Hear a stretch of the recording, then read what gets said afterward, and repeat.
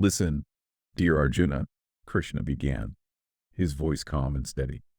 There are times when a person feels a deep sense of clarity, as if a light has filled every corner of their being. This is a sign that goodness is in control. It spreads knowledge throughout the body, bringing understanding and peace. It is like the dawn breaking after a long night, illuminating all that was hidden. Arjuna, eager to learn more, listened with rapt attention as Krishna continued. But beware, O noble one, Krishna said, for when passion takes hold, it stirs the soul into restlessness. It is like a fire that cannot be quenched, fueling greed and the relentless desire to act.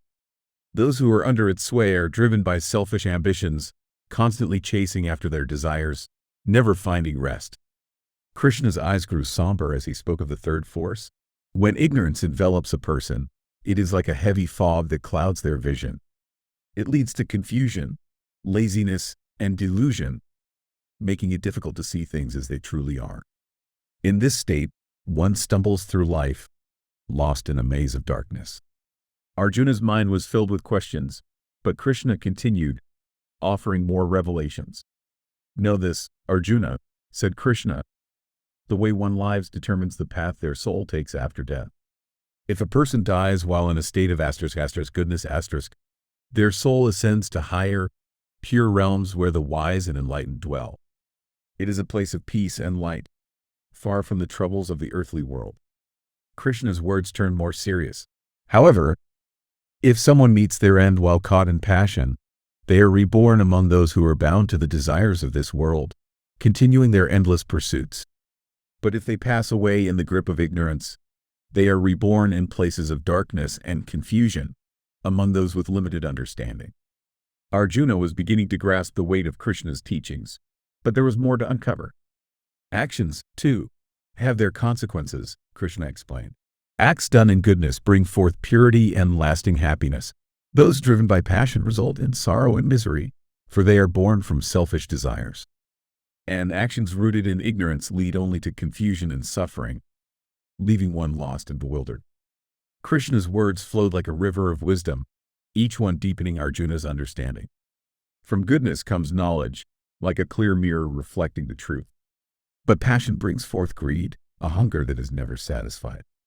And ignorance breeds only confusion and delusion, leaving one unable to see beyond their own illusion. The wise Lord continued, painting a vivid picture of the soul's journey. Those who live in goodness rise to higher realms, where peace and wisdom reign. Those caught in passion remain bound to the middle world, tied to the cycles of earthly life. And those lost in ignorance sink to the lower realms, where darkness and suffering prevail. But Krishna, ever compassionate, offered a way beyond these forces. There is hope, dear Arjuna, he said. When a person realizes that their actions are merely the play of nature's forces and understands the supreme reality behind it all, they are no longer bound. They begin to rise above these forces, like a lotus that blooms above the muddy waters. Krishna's voice softened, yet his message was powerful. By transcending the three modes of nature, goodness, passion, and ignorance, one is freed from the endless cycle of birth, death, old age, and suffering. They taste the sweetness of immortality, a state of eternal peace, beyond all that is known to the world. And so, in this way, Lord Krishna shared the timeless wisdom of life's deepest truths with Arjuna, revealing the path to freedom and the bliss of the soul's true nature. It was a lesson not just for Arjuna, but for all who seek to rise above the forces that bind them, to find the light within, and to journey towards the ultimate liberation. Let me weave these verses into a narrative for you. Amid the roaring battlefield, where the fate of many hung in the balance, Arjuna, the mighty warrior with a heart full of questions, turned to his charioteer, the divine Lord Krishna. Seeking to understand the secrets of the soul, he asked, "O Krishna, you have revealed the nature of goodness, passion, and ignorance. But tell me, how can we recognize someone who has risen above these three forces?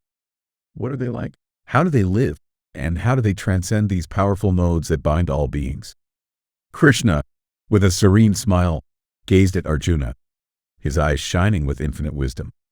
"Listen carefully, dear Arjuna," he said. "A person who has transcended the forces of nature is a rare soul indeed. Such a person does not react with hate or longing when knowledge, action, or ignorance arise within them.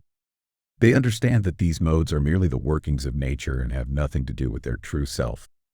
They remain steady and detached, like a calm sea undisturbed by the winds of change.